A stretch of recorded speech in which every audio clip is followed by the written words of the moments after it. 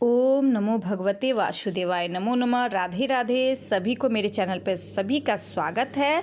और मैं आज एकादशी के बारे में बताने जा रही हूँ। आज जो एकादशी है, आज की एकादशी को आंवल की एकादशी कहा जाता है। इस दिन भगवान विष्णु के साथ आंवले के वृक्ष की पूजा की जाती है। इसे रंग भरी एकादशी भी कहा जाता है, क्योंकि इसी दिन काशी में होली की शुरुआत होती है और मान्यता है कि इस व्रत को करने से सभी पाप नष्ट हो जाते हैं और व्यक्ति को मोक्ष की प्राप्ति होती है।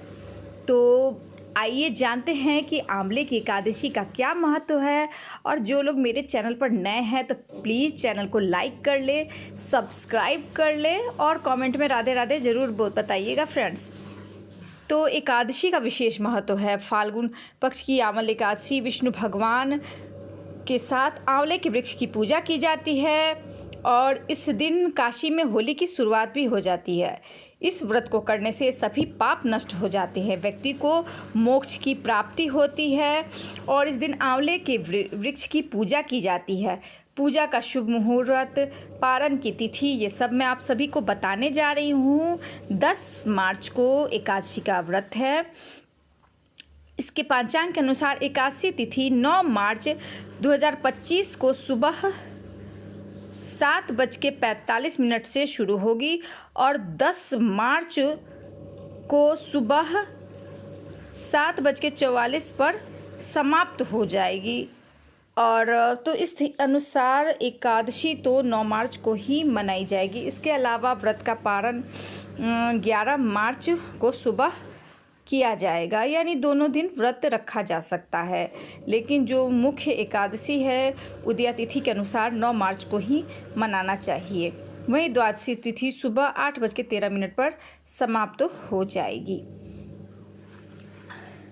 आंवल की एकादशी काफ़ी महत्वपूर्ण है फ्रेंड्स।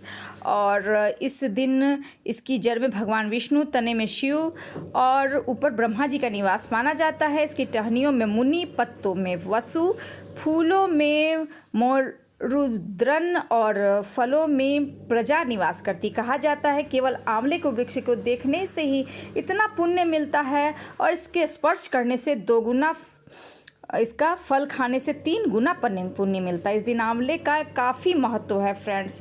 और इस दिन काफ़ी आपके अंदर की जो निगेटिव एनर्जी है काफ़ी हद तक इससे चली जाएगी, इससे पुण्य की प्राप्ति होगी। इसके अनुसार मैं कथा, एकादशी व्रत की कथा आपको बताने जा रही हूँ।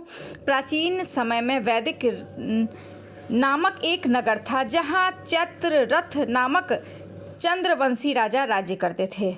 नगरवासी बहुत प्रसन्न थे।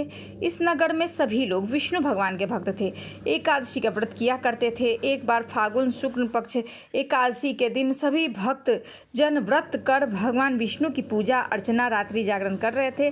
तभी वहाँ एक महापापी और दुराचारी शिकारी आ गया। वह भी रुककर भगवान विष्णु की कथा और एकादशी का महात्म सुनने लगा। इस प्रकार शिकारी ने पूरी रात जागकर वहाँ व्यतीत किया और अगले दिन जाके घर भोजन करके सो गया। कुछ ही दिन बाद उस शिकारी का निधन हो गया। शिकारी के पापों के कारण उसे नरक भोगना पड़ा, लेकिन अनजाने में उसने आंवल की एकादशी की थी और जागरण किया था। इस कारण राजा विदुरथ के यहाँ उसने जन्म लिया। उसका नाम वसुरथ रखा गया। एक दिन वसुरथ जंगल में भटक गया और पेड़ के नीचे सो गया। वहाँ पर कुछ डाकुओं ने हमला कर दिया, लेकिन उस डाकुओं के अस्त्र शस्त्र का कोई भी प्रभाव राजा पर नहीं पड़ा। राजा उस समय सो रहा था। राजा की जब नींद खुली तो पाया कुछ लोग जमीन पर मृत पड़े हुए हैं। राजा को समझ नहीं आया कि जो लोग उसे मारने आए थे तो वो सब मरे हुए हैं। तभी आकाशवाणी हुई कि राजन, भगवान विष्णु ने तेरी जान बचाई है। तुमने पिछले जन्म में आंवल की एकादशी की व्रत कथा सुनी और जागरण किया, उसी का तुम्हें फल मिला है।